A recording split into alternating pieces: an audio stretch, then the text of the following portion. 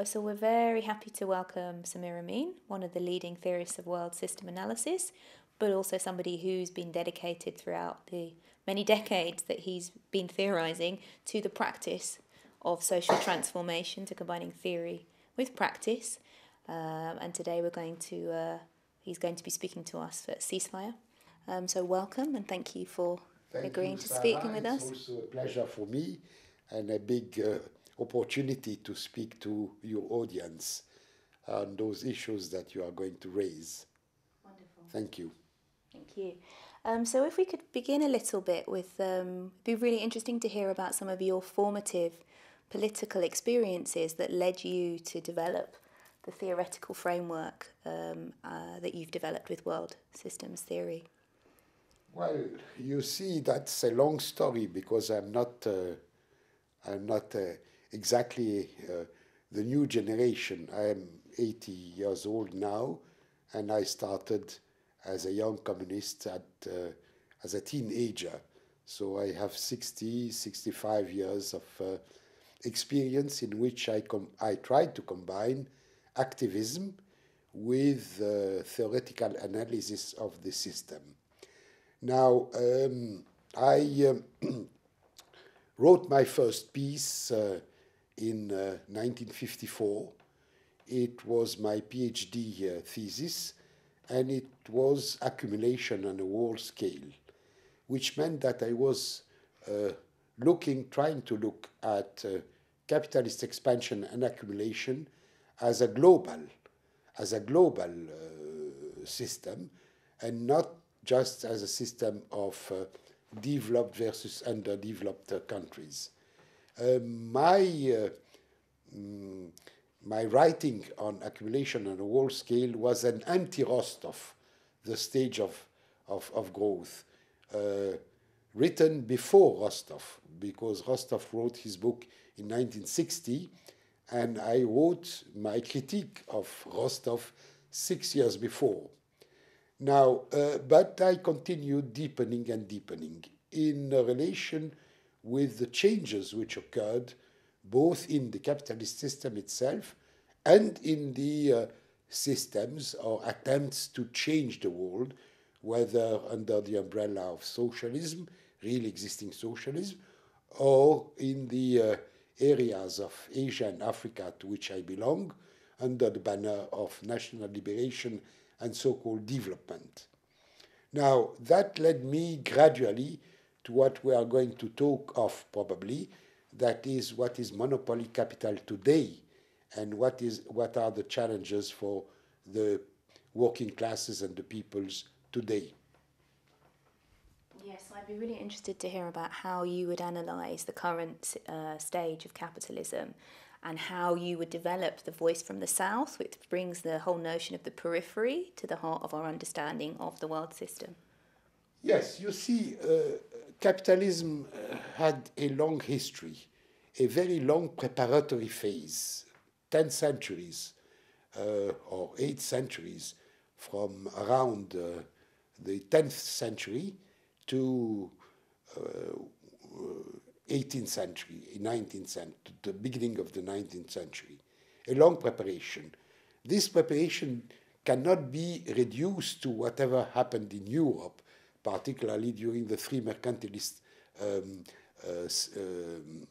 centuries from 1500 to 1800.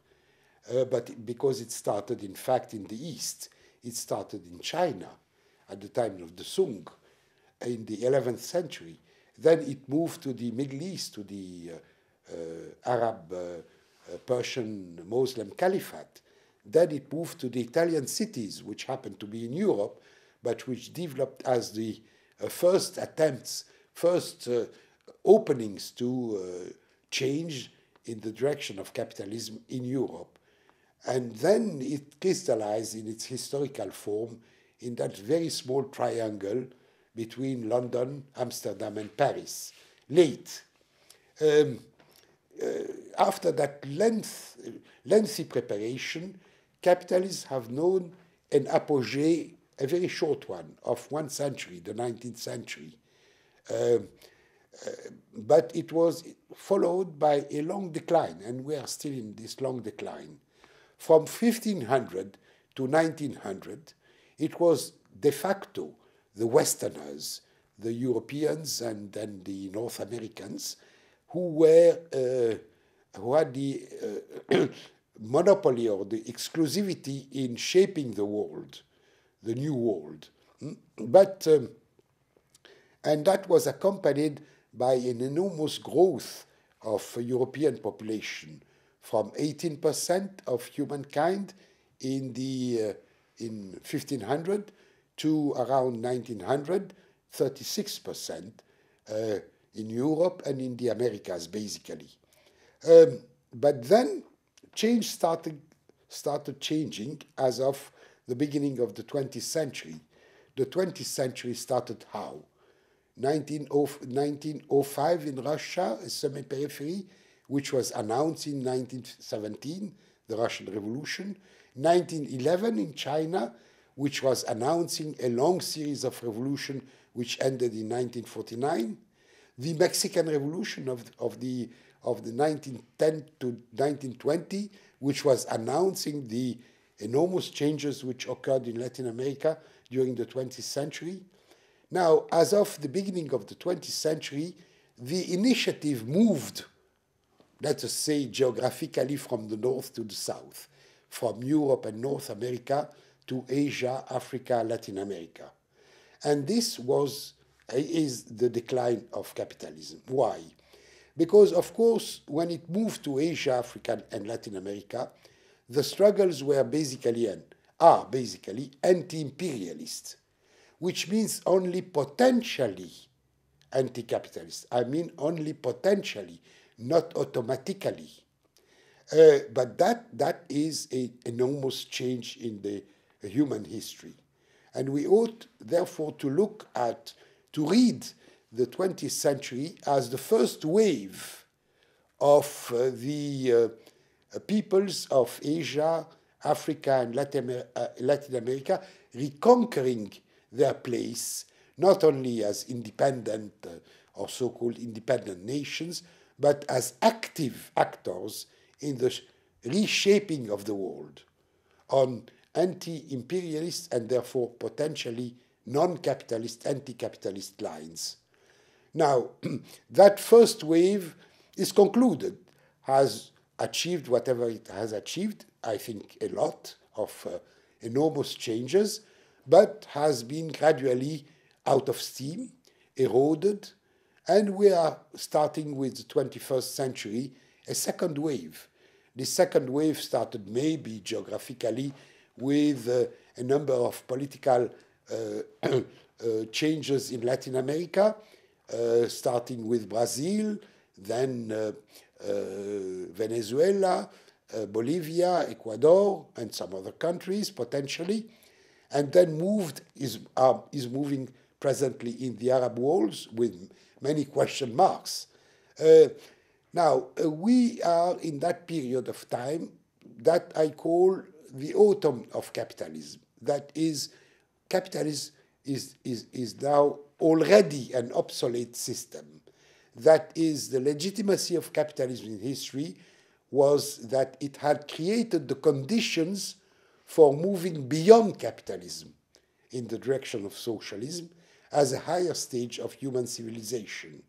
And in this move beyond capitalism, the peoples of the peripheries, who happen to be not a small minority, if you add the Asians, the Africans, and the Latin Americans, were only 85% of humankind. And therefore, there is a coincidence between the move beyond capitalism and the people of the South reconquering their place as actors, active actors in the shaping of the global system. Okay, but as you say, we're in the autumn of capitalism. That system is exhausted for its progressive potential. However, we also see an uprise in imperialist forms of intervention. How would you analyse and understand imperialism in the contemporary period? You see, the decline doesn't mean the end of the system in a short time. It means it is a long decline. It will take still, I don't know how many years or decades, or perhaps a century or more, I don't know. It's a long decline. And this long decline is very dangerous because during this long decline, the centers of capitalism, monopoly capital, still has powerful means of destructive means, including armaments of mass destruction. And capitalism cannot survive but through the attempt to establish the military control of the US and their allies of NATO on the whole planet, military control of the planet. And this has started with the wars, the series of wars, Iraq, Afghanistan, now Libya, and tomorrow perhaps some other places, and so on. So the decline doesn't mean that the system is going to die by itself, but the system is imploding. It is imploding as a result of its own internal contradiction. Unfortunately, until now, not as a result of the assault of the victims, which are the working classes and the peoples of the world, who until now resist to the attacks of monopoly capital. Struggles are moving up, but they still are basically defensive. The people, the working classes and the people try to maintain whatever they had conquered before, facing the attacks of monopoly capital.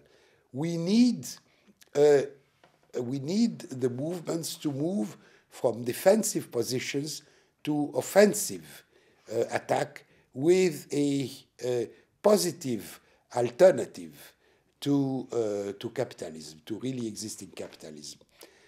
This is what I mean by